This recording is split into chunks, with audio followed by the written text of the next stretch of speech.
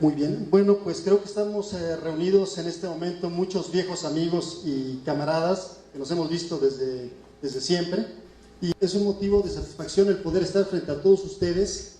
Hace exactamente 10 años hablé en este mismo lugar para presentar también a otro camarada español, a don José Luis Corral, y hoy coincidencialmente me toca nuevamente presentar a otro gran español, a don Pedro Varela.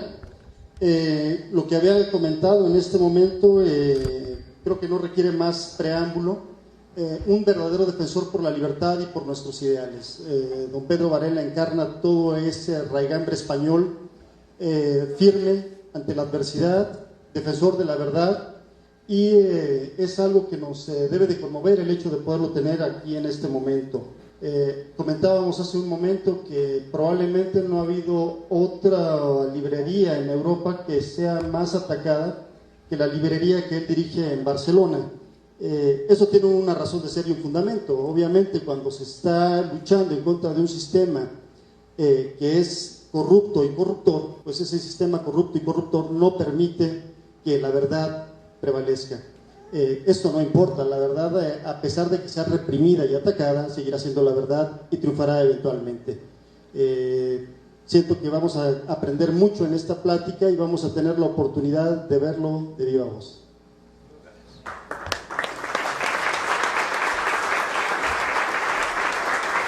Buenas tardes, bienvenidos a todos y agradeceros efusivamente que estéis con nosotros un sábado por la tarde.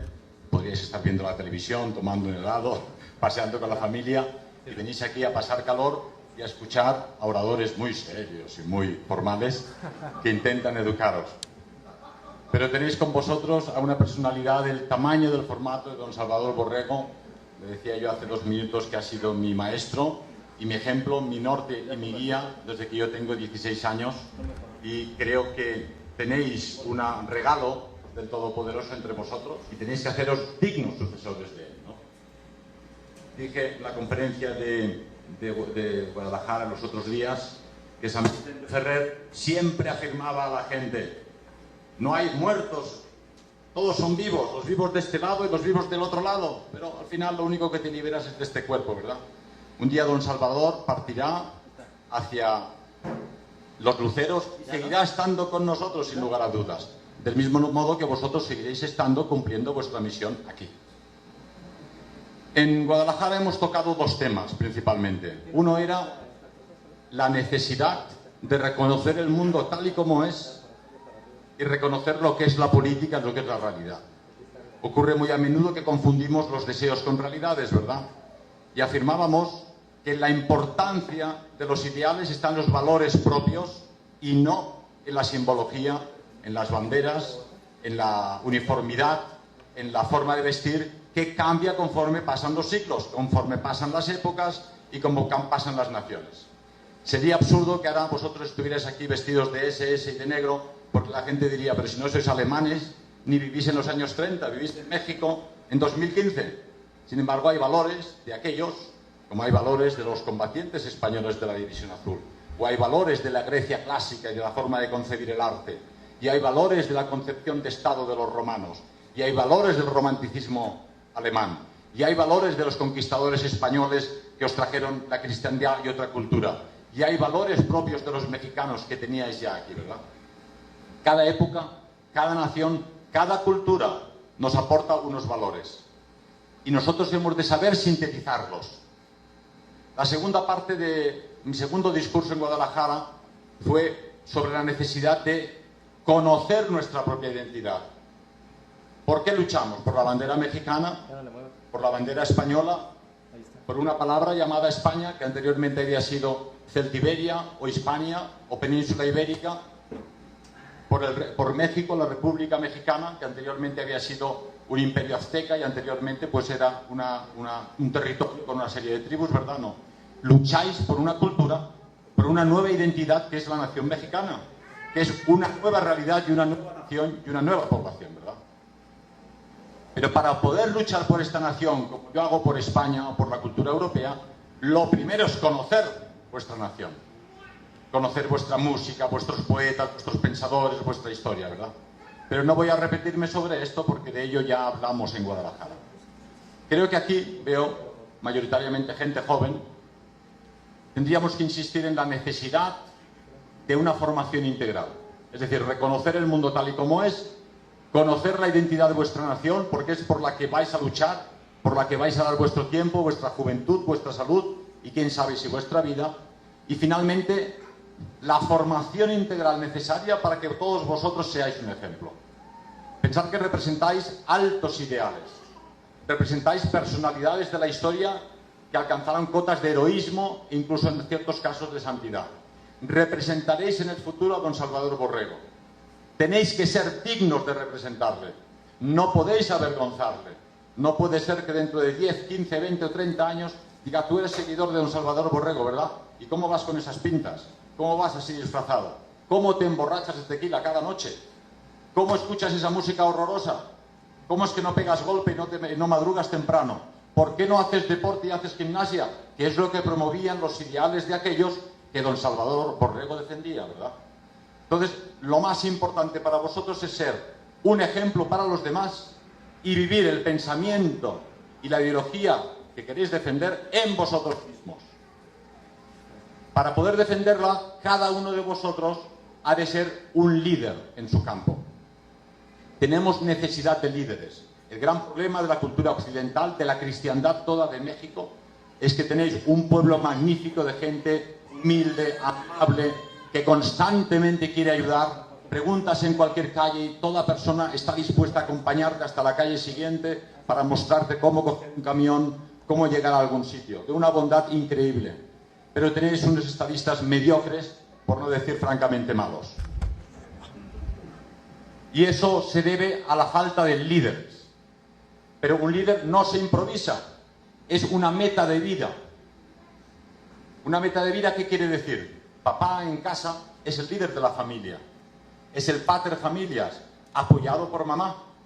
Hoy en día el feminismo, las doctrinas liberales y demócratas nos intentan confundir, pretenden que mamá sea papá y que papá sea mamá y mamá sea papá, en un caos absoluto, desconociendo que el hombre y la mujer son diferentes. Es de perogrullo, es una evidencia que todos reconocéis evidentemente, no solo fisiológicamente, sino psicológicamente, anímicamente, ¿verdad? La mujer es corazón, el hombre es cabeza.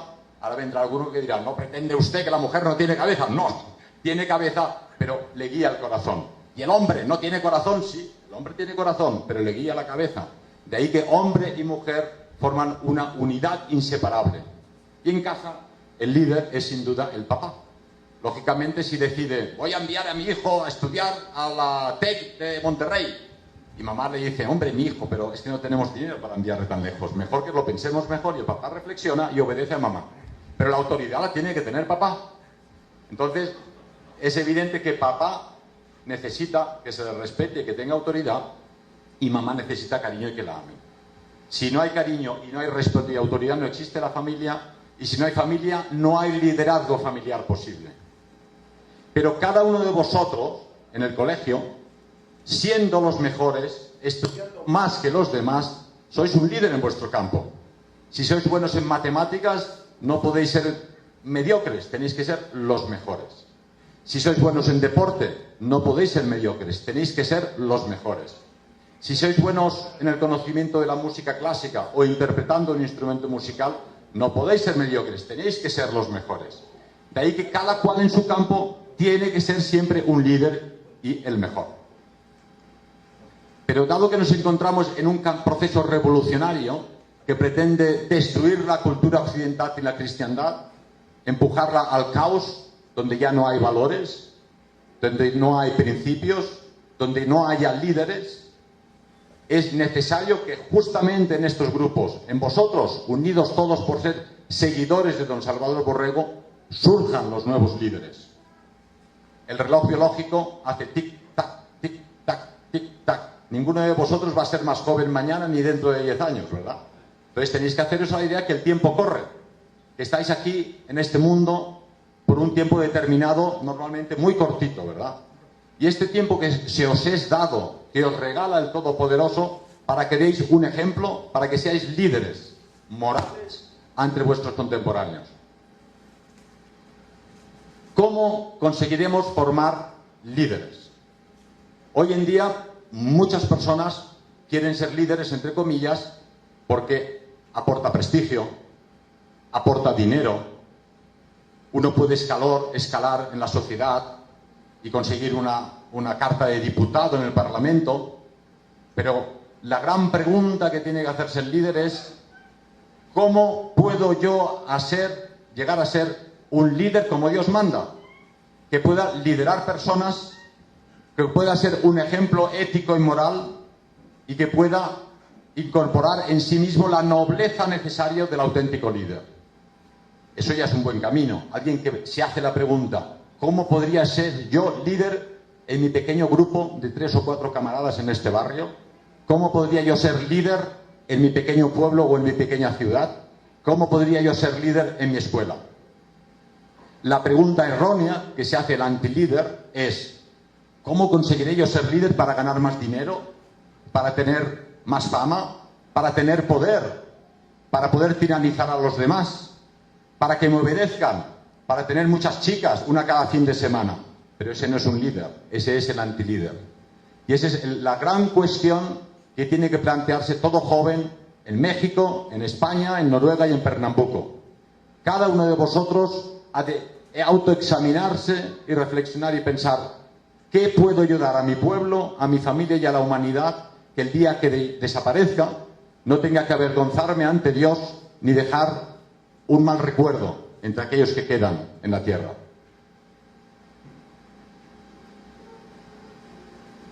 Proliferan las pretensiones, proliferan aquellos que enseguida se pelean con los camaradas de al lado para poder mandar. Pero pocos de ellos son conscientes del sacrificio y el esfuerzo que es necesario para incorporar en sí mismo el liderazgo. Yo he resumido aquí, gracias a la ayuda de un amigo español, un intelectual importante, Antonio Medrano, que os recomiendo leer, 6 puntos fundamentales, 6 características que son necesarias para que incorporéis en vuestra juventud y en vuestra vida y en los grupos políticos el hecho del liderazgo. Y serían: la nobleza. Una persona sin nobleza jamás puede ser líder. Noble es aquel que odia la mentira. Noble es aquel que lucha primero por el bienestar de los demás antes de luchar por el propio bienestar. Noble es aquel que desea lo mejor para la comunidad y no primero lo mejor para uno mismo. Noble es aquel que lucha por grandes ideales y no por meras pretensiones materiales. El segundo es la generosidad. Un líder tiene que ser siempre generoso. No puede ser mezquino. No puede esconderse a la hora de pagar el taxi. O esconderse cuando te invitan a cenar y procuras esconder la cartera. Tiene que ser generoso con sus libros, porque los libros, por muy hermosos, antiguos y sabios que sean, se los come la polilla. Y cuando tú te mueras, lamentablemente ocurre, tus hijos y nietos los tirarán al container del papel viejo. ¿No sería más útil regalar esos libros estupendos a jóvenes que tienen interés en leerlos? Yo recuerdo todavía en los años 72-73 un capitán colombiano de la Armada que me regaló el primer ejemplar de Derrota Mundial de don Salvador Borrego, y con él una lista de 6 títulos que debía indispensable leer. Él lo tenía en España porque era ingeniero químico, compañero de mi padre, y dijo: bueno, me desprendo de él con mucho dolor, pero ha dado sus frutos. Aquí estoy yo aquí gracias a aquel capitán colombiano que me regaló Derrota Mundial.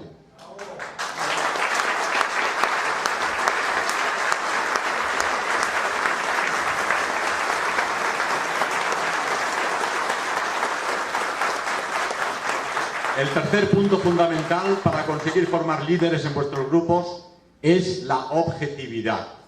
Uno, lo he dicho al principio, lo dije en Guadalajara, no puede nunca confundir sus deseos con realidades. Si un camarada que milita contigo es pendenciero, borracho y sucio, tienes que admitir que tu amigo es pendenciero, borracho y sucio. Y si un día te encuentras a un demócrata liberal o un marxista que es noble, que es generoso, que es bueno y verdadero, tienes que aceptar que este marxista es joven, bueno y verdadero. Es decir, nuestra forma de ver el mundo, nuestra forma de ser, no nos permite engañar ni aun cuando eso nos conviniese políticamente o personalmente. La objetividad es fundamental para reconocer los hechos.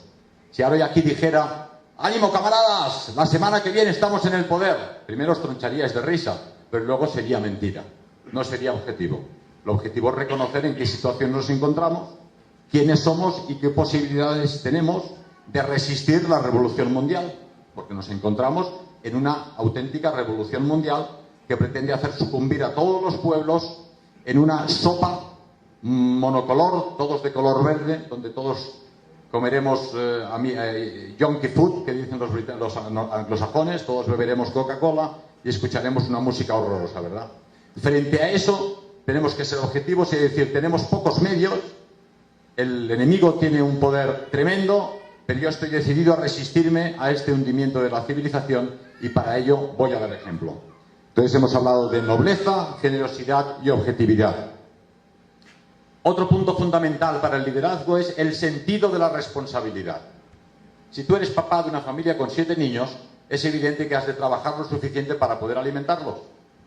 Y si tienes 7 niños, lo que no vas a hacer es comprarte un camión Mercedes 500 Compressor, que vale muchísimo dinero, porque tus niños van a pasar hambre dentro de un par de años, ¿verdad? El sentido de la responsabilidad hace al líder, al hombre noble, analizar sus capacidades y sus posibilidades y saber hasta dónde puede llegar. He visto en mi corta comparada con Don Salvador, pero larga carrera política, muchos jóvenes que dicen, bueno, vamos a hacer esto, vamos a hacer una televisión y vamos a hacer una editorial, compraremos un periódico, vamos a tomar el poder en el colegio, y al final eso queda en agua de gaseosa, ¿no? Porque lógicamente 5 chicos jóvenes que salen del colegio con entusiasmo, sin demasiada preparación y sin experiencia, es difícil que consigan grandes éxitos de inmediato. Entonces, el sentido de la responsabilidad ha de llevar al líder a todo aquello que prometa ha de cumplirlo. Y no ha de exigir a nadie entre sus militantes nada que él mismo no pueda cumplir. Tú no puedes decir a los camaradas, bueno, hoy no hay sitio para dormir, dormiremos todos en la alfombra. Luego tú te vas a una cama de lujo, ¿no? King size, para dormir como un señor. Porque primero, eso no convence a nadie. Segundo, vas a perder toda tu autoridad. Y tercero, vas a demostrar que eres un villano, ¿verdad? Otro punto fundamental para los nuevos líderes es la humildad. Yo creo que aquí la humildad no hace falta que os la describa. Tenéis que observar a don Salvador Borrego. Siempre en segunda línea, siempre discreto, siempre modesto, ¿verdad? Un líder nunca habla de sí mismo y nunca habla demasiado. Un líder reconoce en los demás sus valores y él se hace reconocer por sus acciones y por sus valores. Alguien que está constantemente hablando de sí mismo, podéis estar convencido que será un mal líder. Y alguien que está constantemente hablando de sus virtudes, podéis estar convencido de que no las tiene. Entonces es importante si un día decir, bueno, ¿a quién escogemos? ¿A Pepito o a Menganito? Fíjate si es humilde o no es humilde, pues que es un punto fundamental. Y otro punto fundamental sin el cual es imposible reconocer a un líder y que un líder sea un líder como tal es la valentía. Es decir, sin valentía es imposible ser líder. El líder tiene que hacer frente a muchas situaciones de estrés, a muchas situaciones difíciles. Tiene que estar en primera línea con sus militantes, con sus amigos, con sus camaradas, cuando otros preferirían retirarse e irse a casa, ¿verdad? Entonces, tenemos un gran ejemplo en los héroes del Frente del Este, donde divisiones de voluntarios españoles, noruegos, belgas, franceses, italianos o alemanes combatieron contra el bolchevismo que pretendía descristianizar Europa, ¿no? Y cada uno de ellos, un cabo con un pequeño grupo de soldados, o un sargento, o un capitán al mando de una compañía, estaba al frente de sus tropas luchando como el primero. Una cosa poco sabida es que el único ejército en la historia de la Segunda Guerra Mundial que llevaba a los altos oficiales de alta graduación a primera línea del frente era el ejército alemán. Pero de ahí precisamente la capacidad combativa del ejército alemán. Pensar que al acabar la Segunda Guerra Mundial cayeron presos de los soviéticos o heridos en combate 1 millar de altos oficiales. Normalmente, como sabéis, un alto oficial está en retaguardia, planificando las campañas, organizando, pero ellos consideraban que no podían hacer combatir a la tropa. A una proporción de 1 contra 8 combatían los alemanes contra sus enemigos. 1 a 8. Era un soldado alemán contra 8 soldados aliados. En ciertas situaciones las Waffen-SS combatía a una porción de 1 contra 12. Si ellos no estaban en primera línea. Y son conocidas las anécdotas de Rommel o Guderian, que se encontraban de repente cercados por las tropas enemigas porque habían avanzado demasiado en las líneas del frente. Pero lógicamente sus tropas seguían al líder y el líder, valiente, les demostraba que solo con valentía se podía librar aquella batalla. No es muy conocida, pero quiero mencionarla aquí, la batalla de Cherkasy. Todos habéis oído hablar de Stalingrado, ¿verdad? Donde el pobre general Paulus, con 300.000 soldados alemanes, no pudo hacer frente al cerco soviético, tenía dudas, tenía malestar de estómago, tenía un poco de miedo tal vez, se dejó cercar y luchó hasta que el ejército alemán, el sexto ejército de Stalingrado, quedó cercado y finalmente aquel fantástico ejército fue deportado a Siberia caminando. De aquellos 300.000 soldados apenas volvieron 6.000 después de la guerra, es decir, 290.000 cayeron en los campos de concentración. Pero un caso muy similar es la bolsa de Cherkasy, donde León Degrelle, belga, ni siquiera era alemán, comandando a los voluntarios de la división Valonia, se vio cercado por los soviéticos. Y era una situación desesperada, no tenían prácticamente nada que hacer. Pero él dijo, mirad, si nos quedamos moriremos todos, y los que no mueran serán deportados a los campos de concentración. Si combatimos podemos perder, pero si no combatimos ya estamos perdidos. ¿Rompemos el cerco? Sí, mi general. Y rompieron el cerco. Claro que por el camino quedó un 30% de la tropa, pero el 60 o 70% del resto del ejército de León Degrelle rompió el cerco, consiguió unirse a los alemanes y además salvó a otros grupos de ejército alemanes que se encontraban en peligro, ¿no? Esta es la gran diferencia entre el líder que tiene miedo en el momento decisivo y el líder que es valiente en el momento decisivo. León Degrelle podía haber caído tranquilamente allí. Me explicaba en España, soy herido de guerra al 90%, le habían caído buses, había dado la vuelta por los aires, tenía el corazón prácticamente torcido, ¿verdad? Pero sobrevivió a la Segunda Guerra Mundial y luego voló con un avión de Speer, el arquitecto de Hitler, de Noruega hasta España y siguió combatiendo después de la guerra, educando a la juventud española, escribiendo y dando mítines. Así pues, un líder que no es valiente, mejor que se dedique a otra cosa, porque sin valentía puedes hacer un buen trabajo de panadero, puedes hacer un buen trabajo de ingeniero, puedes hacer un buen trabajo de arquitecto, pero no puedes ser líder. Así que recordarlo, nobleza, generosidad, objetividad, sentido de la responsabilidad, humildad y valentía. El hombre noble tiene que tener primeramente un alma grande. Sin alma grande no se puede ser noble. Decía Schopenhauer, un hombre que maltrata a un animal no puede ser noble con las personas. Yo no me imagino a un camarada supuestamente noble dándole una patada a un pobre perro que le molesta, ¿no? Porque eso demuestra su bajeza de alma, ¿verdad? Entonces, el hombre noble es cariñoso con los niños, es amable y cuidadoso con las chicas y con las mamás, y desde luego es fuerte con los humildes, y en este caso los animales. Entonces tenéis que ser realmente como los caballeros medievales, y esto lo repetimos en Guadalajara, dispuestos a ayudar a los débiles y a los oprimidos. Porque el punto fundamental, un líder no está para servirse a sí mismo, sino para servir a los demás, ¿no? Entonces la gran confusión de nuestro tiempo estriba en eso. Los líderes de hoy, los 600 parlamentarios que en el Parlamento español legislan contra el pueblo español, pues viven del pueblo español, tienen prebendas, después de 7 años de trabajo, entre comillas, pues ya tienen una pensión asegurada de por vida, mientras que cualquier español ha de trabajar 40 años para cobrar al final 600 o 700 euros al mes, ¿verdad? Entonces, estos son los líderes de hoy, ¿no? Sirven a sus necesidades personales, pero no sirven a los demás. El líder ha de ser generoso, por lo tanto, se ha de entregar totalmente a la comunidad a la que se dirige. Si no os queréis entregar a la comunidad a la que queréis dirigir, no os convirtáis en líderes. En general, el antilíder lo que intenta es promover siempre su nombre y su rango. Habla mucho de él, escribe mucho sobre sí mismo y no promueve el ideal, sino su nombre personal pasajero. Hemos dicho muy a menudo que los seres humanos desaparecemos de este mundo, ¿no? Y quedan solo los ideales. ¿Quién de vosotros recuerda a algún general romano? Pocos. Seguro que recordáis a Julio César, al emperador César Augusto, ¿verdad? Pero a la tropa de soldados romanos que lucharon contra los godos, los eslavos o los africanos y expandieron en latín la civilización, la ley y el orden por el mundo entonces conocido, no lo reconoce nadie. Vosotros os acordáis de Roma, y Roma era un nombre solamente, ¿no? Y esa Roma representa esos valores. pero fue gracias a esos héroes romanos, a esos líderes, a esos emperadores buenos que también tuvo, y a esos generales que lucharon por expandir esa cultura, que hicieron posible el Imperio Romano. Por lo tanto, cada una de vuestras vidas tiene solo sentido si está al servicio de la comunidad. Y grabaros bien en la cabeza que vuestra vida es muy corta, que vais a desaparecer muy pronto, y lo único que va a permanecer en la historia y en la eternidad es México. Dentro de 500 años, del señor Peláez o Narváez o González no se acordará nadie, pero México seguirá existiendo y la guadalupeña os seguirá conduciendo. El hombre objetivo, el líder objetivo, ve la realidad tal y como es.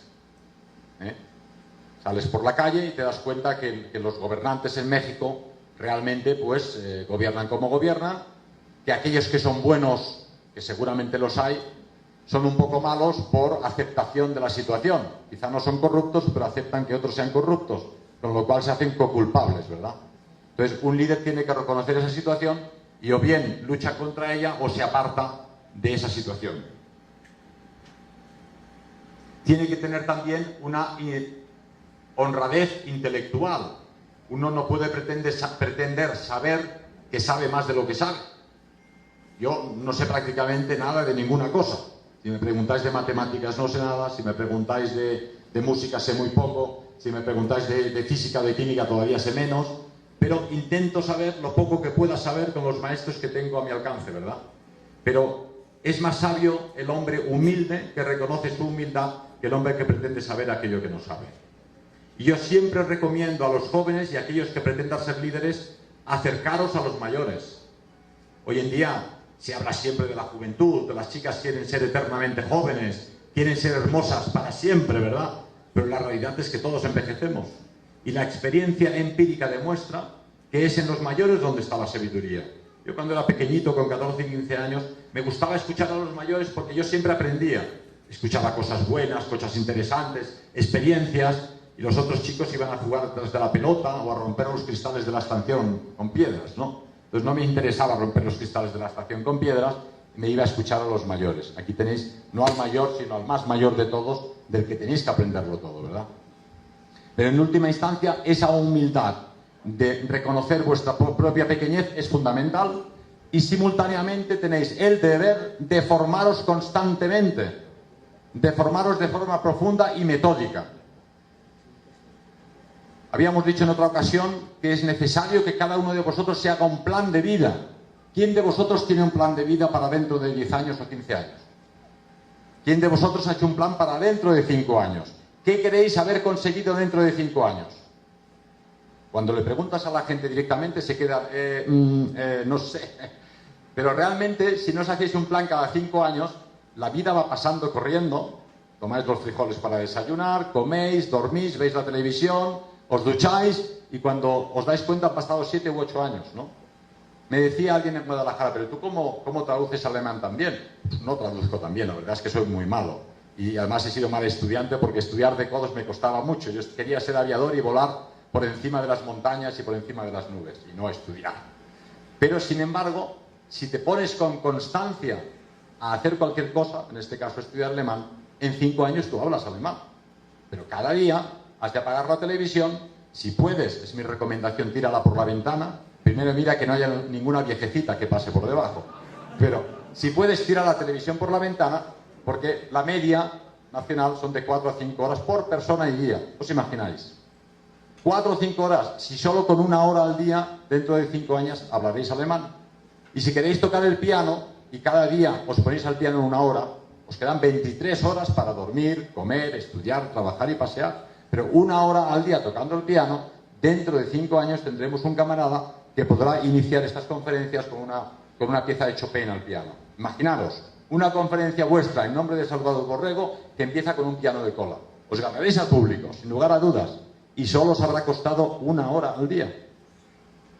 Si queréis conocer el pensamiento filosófico occidental, ahora os va a hacer un excelente resumen el maestro Vuela, o el teatro clásico español, o la literatura romántica europea. Poneros 1 hora al día de lectura y dentro de 5 años tendréis la cultura necesaria para ser líderes para demostrar que sois lo que sois, patriotas mexicanos con cierto nivel cultural, ¿verdad? Entonces, tenéis que haceros un plan de vida si queréis ser líderes, pero si no queréis ser líderes, también tenéis que haceros un plan de vida. Los chicos con 7 años son niños, pero a los 14 ya son adolescentes, y a los 21 ya tienen novia, y a los 29 ya tenían que haber llegado los primeros bebés, y ya tienen que haber acabado la carrera. Si no te haces un plan y tienes novia, te quitan la más guapa y te quedas con la fea. Y luego no acabas la carrera y luego no llegan los bebés, porque no has tenido un plan de vida, ¿verdad? Y no, es que yo lo que quiero es conocer el mundo. Bien, pues primero estudia, luego trabaja y luego te tomas un año sabático, te vas con la mochila y algunos pesos en el bolsillo a conocer Europa y podrás volver diciendo: yo estuve 5 años ahorrando dinero para poder ir a Europa y conocer los antecedentes de nuestra cultura, ¿verdad? Entonces, es fundamental que cada uno de vosotros en vuestra vida privada sea un modelo de vida y se haga un plan de vida, y un plan cada 5 años. Lo que suele ocurrir normalmente es que uno escribe en un papel. Ahora, esta noche al volver a casa, cogéis un papel, ponéis fecha, 9 de mayo de 2015, y lo colgáis detrás de la nevera. Y ponéis plan a 5 años, 2020, yo quiero saber también el ruso como Tchaikovsky. Bueno, pues en 5 años ruso. Normalmente la gente quiere hacer muchas cosas, y lógicamente si quieres hacer 20 cosas en 5 años, las haces todas mal. Pero como he dicho, los 5 años pasan rápido, te planteas que quieres aprender alemán, el piano y conocer la filosofía europea, y es una tarea de 15 años. Pero 15 años también pasan muy rápido. Pero si no lo apuntáis sobre el papel y lo ponéis en la puerta de la nevera, dentro de 15 años nos encontraremos y os preguntaré: ¿qué plan hicisteis el 9 de mayo de 2015? Y probablemente muchos dirán: pues que me olvidé de hacer el plan. Alguno dirá: yo hice el plan, pero no tuve la fuerza de voluntad de llevarlo a cabo. Otros dirán: hice el plan, tuve la fuerza de empezar, pero luego me despisté, ¿no? Pero tenéis que escribirlo para ser honestos con vosotros mismos.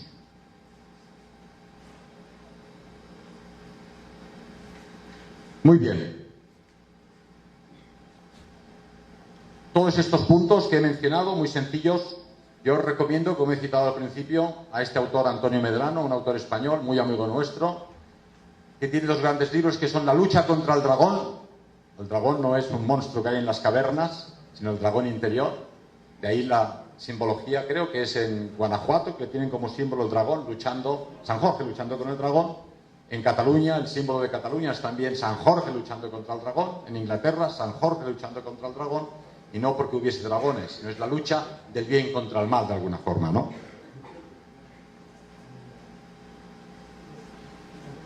Y para hacer esta charla un poco más amena, dado que vienen otros 2 conferenciantes, vamos a intentar daros una serie de valores muy sencillos para que reflexionéis sobre ellos. No mucho. 1. Guarda tu espíritu fuera de las corrientes de moda y por encima de las corrientes y las críticas de los necios de turno. Es decir, si todas las chicas van con minifalda, enseñando el pompis, pues tú no tienes por qué ir con minifalda. El hecho de que todas vayan con minifalda. Tú tienes que mantener tu dignidad, tienes un templo del Espíritu Santo donde tú habitas y te lo han regalado para el resto de tu vida, tienes que respetar ese templo, ¿no? Y si los estudiantes en el colegio todos se drogan, tú no tienes por qué drogarte, porque arruinas ese cuerpo y arruinas tu juventud y tu vida, además de arruinar a tus padres, ¿verdad? Entonces, nunca os dejéis arrastrar por las críticas de los necios de turno. Si vais bien vestidos, bien peinados y duchados cada día, dirán: este chico es un cursi. No hagáis caso, porque vosotros tenéis que dar buen ejemplo. Mantén siempre tu cerebro activo, no estés ocioso. Es decir, uno tiene que estar constantemente leyendo. ¿Verdad que coméis cada día? 3 veces al día, por lo menos, ¿no? Pues cada día tenéis que dar alimento aquí arriba, leyendo un poco. Cuando uno va al gimnasio, hace pesas, se pone fuerte, machote y guapo, y así las chicas le van de detrás, ¿no? Pero si solo eres fuerte y machote, la chica dirá: este tío es tonto del bote, porque no tiene ni idea de nada. Entonces, realmente tenéis que hacer gimnasia del cuerpo y gimnasia de la cabeza. Y solo podréis tener memoria, podréis tener capacidad intelectual si cada día leéis, si no podéis un libro, si no podéis un capítulo, si no una página, si no un párrafo, pero no os vayáis a dormir nunca sin haber leído media página de cualquier libro serio. Y para eso dejaros recomendar por vuestros mayores, por la gente a quien reconozcáis cierto valor. Mantén tu cuerpo sano y tu cerebro activo. Y esto no es nada nuevo lo que digo, es un lema de la del clasicismo europeo, ¿no? Mens sana, in corpore sano. Ten fe. Es fácil de decir, pero ten fe. La fe es tu patrimonio y no te lo va a quitar nadie. Por mucho que veas la televisión con materialismo, consumismo, escepticismo, derrotismo, eso a ti no te afecta para nada. Tienes que tener una fe vertical, sacral, unido a la divinidad, que es a donde vamos y de donde venimos todos. Y una vez estás convencido de eso, no te pueden pasar la pisonadora por encima. Porque tú tienes la fe, y con esa fe, si el camino que tú llevas es recto, tendrás dificultades, pero no podrán derrotarte jamás. Mantente al margen de la propaganda burguesa y democrática que pretende convertir la nación y al ser humano en un gran mercado, donde lo único que tenemos que hacer es comprar nuevos vestidos, nuevas botas, nuevas camisas, nuevos pantalones, nuevos coches, nuevas casas, ¿verdad? Eso no es la vida. Si la vida solo se reduce a comprar y vender, yo me voy. O sea, me voy a otro sitio, me voy a Marte o a Júpiter. La vida solo tiene sentido si le dais un valor. Hace falta una pelliza para no constiparse en invierno y un plato de frijoles cada día. Pero comprar cada día unas nuevas gafas de moda o un nuevo coche o cualquier cosa que no necesitamos es estúpido. Decía Schopenhauer, un filósofo romántico alemán que formó fundamentalmente al compositor Wagner y simultáneamente a Hitler, dice: cuando vayáis por las tiendas, mirar todo lo que os ofrecen y pensar siempre, ¿cuántas cosas que no necesito? Y esa es la posición sabia, ¿verdad? Hoy iba con uno de nuestros compañeros en el mercado de artesanía y hay cosas lindísimas de la cultura mexicana y uno quiere llevar a la familia un montón de cosas. Pero yo empezaba a pensar, ¿cuántas cosas que no necesito? Por de pronto no me las dejarán llevar en el avión, ¿no?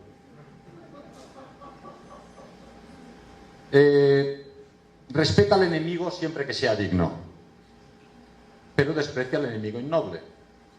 La tradición guerrera europea, pero no solo europea, siempre ha respetado al vencido.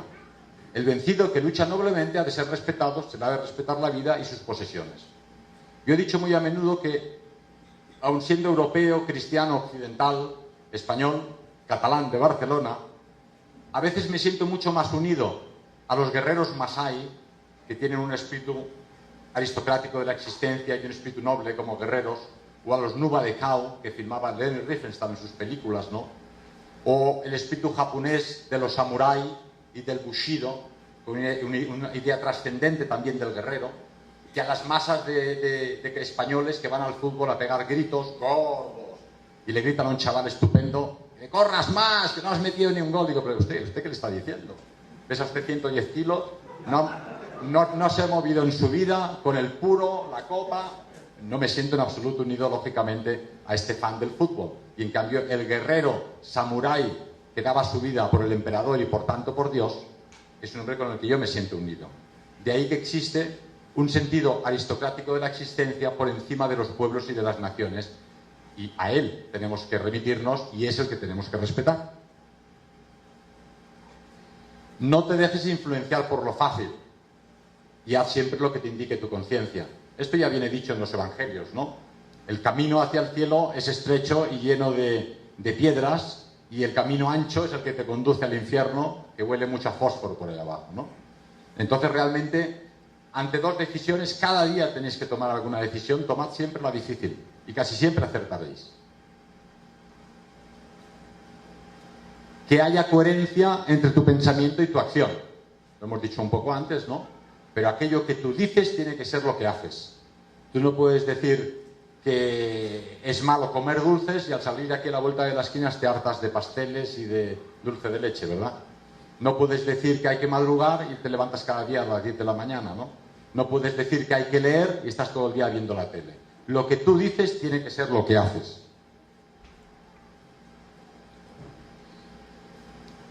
El vicio degenera el cuerpo. De ahí que es importante apartarse de cualquier forma de vicio, y máxime entre nuestra gente. Los patriotas, los nacionalistas, no pueden soportar militantes que caigan en el vicio. Somos todos humanos y desde lo de la manzana no acertamos una. Pero, en cualquier caso, dado que lo reconocemos, intentar apartaros del vicio. Hay gente que fuma y no puede dejarlo, pero hacer el esfuerzo de dejarlo, porque primero os arruina el bolsillo, luego os arruina los pulmones y luego el cáncer se llevará a un militante estupendo que necesitamos aquí. ¿No? San Pedro ya tiene muchos ayudantes, aquí nos faltan algunos. Entonces realmente el vicio, el alcohol, el tabaco, todo aquello que conduce al ser humano de lo alto a lo terrenal y nos animaliza, es contraria a nuestra forma de pensar. Cuida tus expresiones y no seas soez. Parece un manual de Boy Scouts, pero es así. Nuestra gente no puede soltar tacos. No sé, los tacos no son la comida mexicana en España, sino una palabrota fea, ¿verdad? Entonces, si yo escucho a alguien que dice yo soy un patriota mexicano o español y dice 7 tacos de cada 8 palabras, la verdad es que no me apetece nada estar con él. Sería la última persona con la que me iría a una isla a vivir, ¿verdad? Entonces, como militantes, como patriotas, como cristianos, tenéis que alejaros de todo pensamiento y de toda palabra soez. Respeta las banderas y los símbolos de tu tierra, pero también las banderas y símbolos de los demás, porque muchos pueblos y muchas naciones lucharon por ideales aunque no fueran los tuyos, de modo que han de ser respetados también por nuestra gente. Un uniforme, en Guadalajara había unos grupos juveniles que van con uniforme, el uniforme no te convierte en un número, simplemente neutraliza lo accesorio. Es que este es hijo de una chica de una familia muy rica, este otro viene de una familia pobre, este es minero, este es académico. Con el uniforme todos son camaradas y todos son mexicanos y todos luchan por un mismo ideal.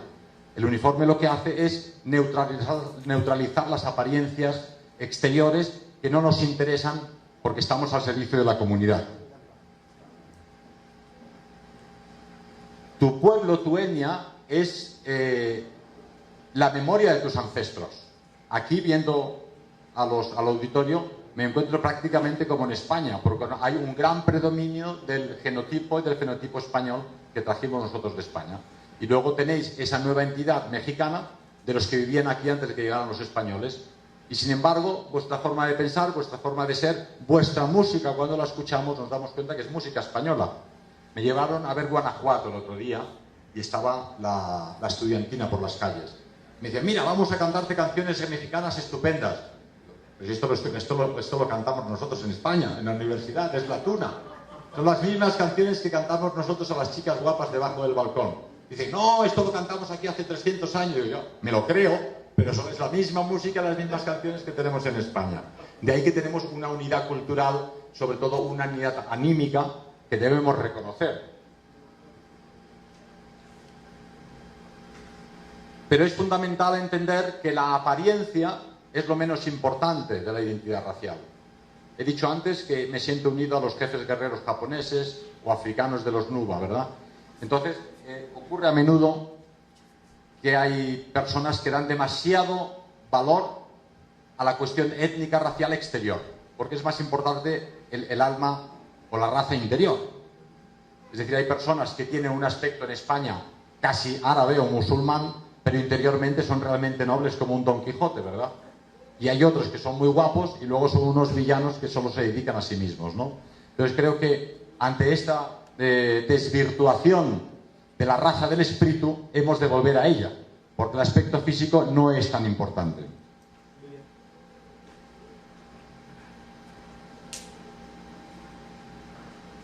La diversidad de los pueblos del planeta forma la gran riqueza de la creación. Si Dios nos hubiese querido hacer a todos iguales, lo digo a menudo, nos habría hecho a todos de color verde, pero nos ha hecho negros, blancos y amarillos, mexicanos, argentinos, yanquis, canadienses, españoles, portugueses, indios, porque así es bonito el mundo. En la declaración de Río, en Brasil, hace unos años hicieron una declaración según la cual había que defender todas las especies de árboles, todas las especies de animales que estaban desapareciendo constantemente. Y yo me pregunté, ¿aquí se han olvidado de algo? De defender todas las naciones y todos los pueblos del planeta. Porque lo que pretende el sistema es eliminar las fronteras, eliminar las razas, eliminar las culturas, que seamos solo un número que paga impuestos y que obedece fielmente al amo, ¿verdad? Entonces, para que la creación de Dios se mantenga, además de defender las plantas y los animales, hemos de defender primero la existencia de los pueblos.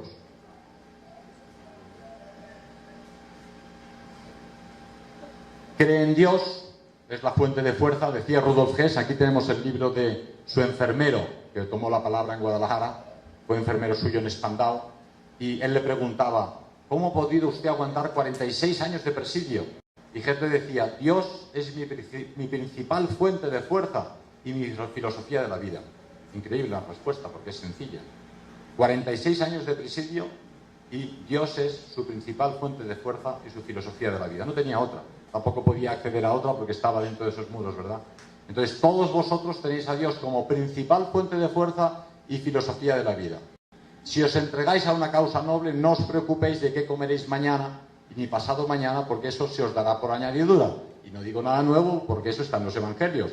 Pero andamos demasiado preocupados por tener la cartera llena de billetes, por tener en casa otros cuantos billetes debajo del colchón, que luego viene cualquier ladrón y se los lleva, y si nos olvidamos de ellos se los comen los gusanos, ¿verdad?